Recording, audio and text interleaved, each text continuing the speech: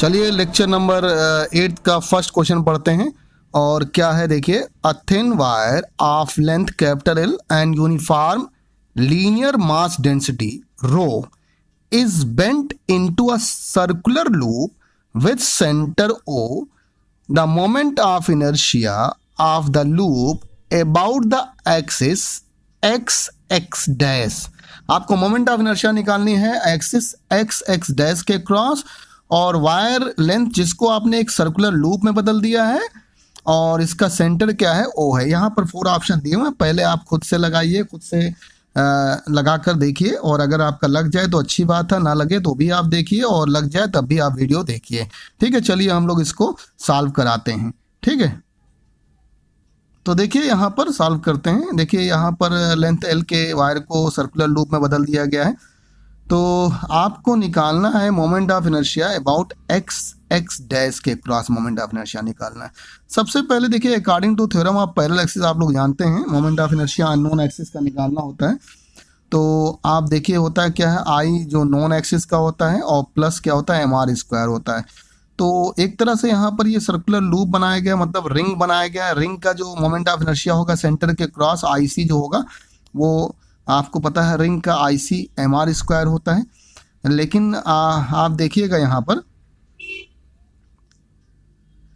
तो यहाँ पर देखिए सबसे पहले आपको सेंटर के क्रॉस नहीं, आई डायमीटर निकालना है। तो आई डायमीटर निकालना है, आई एक्स जो यहाँ पर निकालना है। तो आई डायमीटर जो इस लाइन के क्रॉस होगा, तो आई डायमीटर आपको पता होता है कि according to theorem of perpendicular axis जो होगा, I Z equal to I X plus I Y होता है, और आई एक्स और आई वाई क्या होगा, आपस में इक्वल होगा। और आई जेड जो होता है आई सी रिंग के लिए एम स्क्वायर होता है, तो आई एक्स और आई वाई, इसका मतलब आई डायमीटर क्या हो जाएगा, हाफ एम स्क्वायर हो जाएगा। तो बहुत आसानी से, और इसको रोटेशनल डायनेमिक्स में आप समझ सकते हैं। और देखिए आपको ये पता, तो आई डायमीटर आपको निकालना होता है, तो आपको ये पता होता है कि आई जेड इक्वल टू क्या होता है, आई एक्स और प्लस आई वाई। और ये थ्योरम ऑफ बताएगा परपेंडिकुलर एक्सिस से होता है। आई एक्स और आई वाई आई डायमीटर को दिखाता है, और आई जेड जो होता है सेंटर के क्रॉस होता है। और रिंग के लिए आई जेड जो होता है एम स्क्वायर होता है। और यहाँ पर आई एक्स और आई वाई दोनों आपस में इक्वल होंगे, तो यहाँ 2 लिख सकते हैं। तो आई एक्स क्या हो गया, हाफ एम स्क्वायर हो गया। इस तरह निकाल दिया, तो हाफ एम स्क्वायर हो गया। अब जरा चेक करिए, थ्योरम ऑफ पैरेलल एक्सिस से आपको आई एक्स डैश के क्रॉस निकालना है। तो ये क्या होगा, आई एक्स मतलब आई डायमीटर होगा, जो इसका ये नॉन एक्सिस होगा, यानी बताइएगा डायमीटर के क्रॉस होगा, और प्लस एम स्क्वायर रखते हैं, क्योंकि आई अननोन जो निकालते हैं आप बताइए क्या रखते हैं यहाँ पर, आप आई नॉन एक्सिस रखते हैं प्लस एम स्क्वायर। तो आई एक्स जो है आपका डायमीटर के क्रॉस हाफ एम स्क्वायर, और यहाँ पर एम स्क्वायर क्या आ गया आपका 3/2 एम स्क्वायर आ गया। अब देखिए आपको यहाँ पर दिया हुआ है, पीछे क्वेश्चन में देखिएगा, यहाँ पर आपको दिया हुआ है बताइएगा linear mass density. Linear mass density का मतलब ये हो गया कि बताइएगा मास पर यूनिट लेंथ हो गया। तो रो आपको दिया हुआ मास पर यूनिट लेंथ हो गया, यानी लीनियर मास डेंसिटी हो गया यहाँ पर। तो लीनियर मास डेंसिटी यहाँ पर दिया हुआ है। और देखिएगा आपने वायर जिसकी लेंथ एल थी, इसको आपने सर्कुलर रिंग में बदला है, सर्कुलर लूप में बदला है। तो 2πr, इसका मतलब सरकमफ्रेंस इक्वल टू जो एल हो जाएगा 2πr के हो जाएगा, और आर क्या निकल गया यहाँ पर, एल डिवाइड बाई 2π हो गया, और मास जो निकल गया रो इंटू एल के हो गया। अब यहाँ पर वैल्यू रख दीजिए 3/2, मास की जगह पर रो एल रख दीजिए, और यहाँ पर आर की जगह पर एल स्क्वायर डिवाइड बाई क्या रख दिया आपने, l/2π रखा, l/2π का स्क्वायर होगा L square divide by 4π square. Solve किया तो बताइए निकल गया 3/8 rho L cube divide by pi square. और आप चेक करिए कौन सा ऑप्शन यहाँ पर करेक्ट है। तो चलिए चेक करते हैं, यहाँ पर देखिए चेक करते हैं ऑप्शन, यहाँ पर ये डी वाला ऑप्शन करेक्ट है, 3 रो एल क्यूब, ना ये डी वाला नहीं, पीछे हाँ 3/8 rho L cube pi square, इसका मतलब डी वाला ऑप्शन ही करेक्ट है। तो डी वाला ऑप्शन ही करेक्ट है, यहाँ पर देख लीजिएगा निकला हुआ है ऑप्शन डी यहाँ पर लिखा हुआ है। चलिए आप लेक्चर नंबर 8 के सेकंड क्वेश्चन लोग बढ़ते हैं। और देखिए सेकंड क्वेश्चन क्या है, a disc of mass capital M and radius R is rolling with angular speed omega on a horizontal plane as shown. The magnitude of angular momentum, तो देखिए the magnitude of angular momentum of disc about the origin O is, origin ये दिया हुआ O. तो देखिए एक disc है, mass M है, रेडियस आर है, rolling with angular speed omega, ये देखिए एंगुलर स्पीड ओमेगा से मूव कर रहा है हॉरिजॉन्टल प्लेन पर, जैसा कि यहाँ दिखाया गया है। The magnitude of angular momentum of disc about the origin O के क्रॉस निकालना। 4 ऑप्शन यहाँ पर दिए हुए हैं। चलिए इसको पहले आप अपने से लगाइए और हम लोग सॉल्व कराते हैं। और देखिए ओमेगा ये एंगुलर वेलोसिटी है, और ये देखिए इसका सेंटर ऑफ मास है, ये सेंटर पर होगा, इस बताइए सेंटर पर होगा ये डिस्क के। और यहाँ से आप देखिएगा ये रेडियस क्या है, आर है, तो रेडियस आर हो गया और ये ओरिजिन यहाँ पर ओ है। अगर हम लोग एल डिस्क निकालते हैं अबाउट ओ, यानी इस ओ ओरिजिन से निकालते हैं, एल डिस्क निकालते हैं, यानी एंगुलर मोमेंटम बताइए निकालते हैं अबाउट ओरिजिन ओ, तो बताएगा angular momentum of centre of मास होगा अबाउट ओ, यानी सेंटर ऑफ मास का एंगुलर मोमेंटम जो डिस्क का एक तरह से होगा, और दूसरा एंगुलर मोमेंटम डिस्क का होगा अबाउट सेंटर ऑफ मास। तो एक तो सेंटर ऑफ मास के क्रॉस होगा अबाउट ओ, और दूसरा बताएगा डिस्क का होगा अबाउट सेंटर ऑफ मास। अब देखिए यहाँ पर अगर हम लोग निकालें L centre of mass about O, एक तो आप समझ लीजिए ये जो है ये जो ट्रांसलेशन मोशन है उसको दिखा रहा है, और एक डिस्क वाला जो दिखा रहा है वो एक तरह से रोटेशनल मोशन को दिखा रहा है। तो L centre of mass about ये ट्रांसलेशन मोशन को जो होगा एल इक्वल टू आप जानते हैं एम वी, और यहाँ पर परपेंडिकुलर डिस्टेंस क्या है आर के है, तो परपेंडिकुलर डिस्टेंस क्या हो गया, यहाँ पर आर रख दिया और मास इनटू वेलोसिटी हो ही गया। एल डिस्क आपका जो है रोटेशनल की वजह से वो जानते हैं आप half M R omega square होगा, तो half M R omega square रख दिया।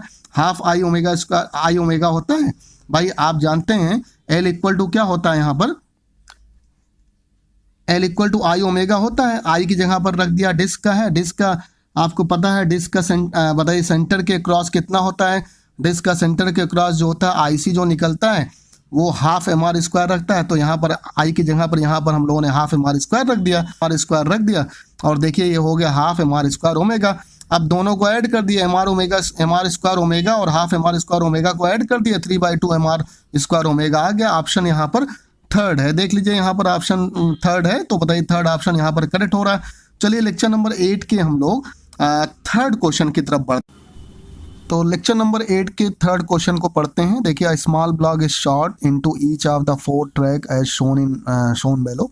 ये देखिए यहाँ पर जो दिखाया गया shown below, each of the track rises to same height, सभी सेम हाइट पर जाते हैं। The speed with which the block enters the track is same, यानी सभी की स्पीड देखिए वी दिया हुआ है, यहाँ पर सबकी स्पीड वी दिया हुआ है, वी सबका होगा। और देखिए at the highest point the track, at the highest point of the track, यानी आपको सभी के हाईएस्ट पॉइंट पर आपको बताना है at the highest point of track the normal reaction is maximum, बताना है आपको किसके हाईएस्ट पॉइंट पर किस ट्रैक के हाईएस्ट पॉइंट पर बताइए नॉर्मल रिएक्शन क्या होगी, मैक्सिमम होगी। चलिए इसको सॉल्व करते हैं, और एक डायग्राम यहाँ पर हम ले लेते हैं, और ये डायग्राम देखिए हमने यहाँ पर ले लिया, और इससे हम लोग थोड़ा सा पता करते हैं। जैसे देखिए ये डायग्राम है आपके सामने, इसको हम बना देते हैं। तो ये डायग्राम है, और यहाँ से देखिएगा ये ब्लॉक है, वी वेलोसिटी से आ रहा है। अगर आप इसके टॉप पर देखिएगा, यहाँ टॉप पर देखिएगा, ये जब यहाँ पर ये ब्लॉक पहुँचता है तो mg कहाँ लगेगा, नीचे की तरफ लगेगा, mg भी नीचे की तरफ लगेगा। अच्छा नॉर्मल रिएक्शन भी सरफेस से दूर की तरफ, इसका मतलब अगर इसको एक सरफेस मानते हैं यहाँ पर स्टॉप पॉइंट को, तो बताइए नॉर्मल रिएक्शन भी नीचे लगेगा। तो नॉर्मल रिएक्शन और mg नीचे लगा, इन दोनों को देखिए ये सर्कुलर मोशन कर रहा है, सर्कुलर मोशन कर रहा है, तो इन दोनों को बैलेंस करने वाला जो बताइए इन दोनों को मिलकर जो बैलेंस करेगा वो सेंटीपिटल फोर्स होगा, तभी ये मोशन करेगा सर्कुलर मोशन, अदरवाइज नहीं करेगा। तो इसका मतलब n plus M G equal to क्या हो जाएगा, M V square by R. तो आप ये डायग्राम आप समझ ही गए होंगे यहाँ पर। तो n प्लस एम जी अगर बताइएगा M V square by R हो गया, इसका मतलब जो नॉर्मल रिएक्शन या इसको सिंपली आर भी रखते हैं, तो ये देख लीजिए यहाँ पर क्या आ गया आपका, यहाँ पर देखिएगा क्या आ गया, n या r इसी को कहते हैं, ये आ गया M V square by R minus M G आ गया, क्योंकि आपने खुद देखा था n प्लस एम जी का जो सम था M V square by R के था। तो अब यहाँ से देखिएगा जितना कम बताइएगा रेडियस होगा नॉर्मल रिएक्शन उतना ही ज़्यादा होगा, क्योंकि अगर रेडियस कम होगा तो ये पूरी ओवरऑल वैल्यू क्या होगी, ज़्यादा होगी। तो ज़्यादा होगी, जैसे मान लीजिए आपकी वैल्यू ज़्यादा हुई तो एम जी तो वही सेम रहेगा, माइनस करेंगे तो नॉर्मल रिएक्शन भी ज़्यादा होगा। इसका मतलब एन का कैसा रिलेशन है, आर से इनवर्स, इसका मतलब आर अगर कम होगा तो एन क्या होगा, ज़्यादा होगा। अब ये चारों ऑप्शन में से आप चेक करिएगा, आप डायग्राम के बेसिस पर चेक करिएगा, तो देखिए यहाँ पर आर की वैल्यू ज़्यादा है, यहाँ पर भी ज़्यादा है, यहाँ पर भी ज़्यादा, इन कंपेयर टू किसके, फर्स्ट के। फर्स्ट में सबसे कम है, छोटी से सर्कुलर लूप है, इसका मतलब सबसे कम आर इसी का है। तो इसका मतलब कौन सा ऑप्शन करेक्ट होगा आपका, ए नंबर ऑप्शन यहाँ पर करेक्ट हो रहा है। तो यहाँ पर देखिए आपका ए नंबर ऑप्शन यहाँ पर करेक्ट हो रहा है। चलिए लेक्चर नंबर 8 के लास्ट क्वेश्चन यानी कि हम लोग 4th नंबर क्वेश्चन की तरफ बढ़ते हैं। और देखिए a car is moving in a circular horizontal track of radius 10 metre with a constant speed of 10 metre per second. A plumb bob is suspended from the roof of the car by a light rigid rod of length 1 metre. The angle made by the rod with track. ये देखिए आपको बताना है, और car move कर रही है, option यहाँ 4 दिए, पहले खुद से लगाइए फिर हम आप लोग को यहाँ बताते हैं। देखिए ये कार है और कार में ये प्लम बॉम, तो देखिए यहाँ पर ये बताइए बॉब यहाँ पर ये हैंग कर रहा था, लेकिन जब बताइए कार आगे की तरफ जाएगी तो इस पर ये स्यूडो फोर्स लगेगा पीछे की तरफ, तो ये बॉब कहाँ हो जाएगा, पीछे की तरफ हो जाएगा, किसी थ्रेड से यहाँ पर हैंग कर रहा था। और अगर इसका डायग्राम अलग से बनाते, ये एंगल देखिए थीटा यहाँ पर ले लिया, तो अगर ये थीटा है तो ये भी एंगल क्या होगा, थीटा होगा, अल्टरनेट एंगल होगा एक तरह से। और एम जी कहाँ की तरफ लगेगा, नीचे की तरफ लगेगा।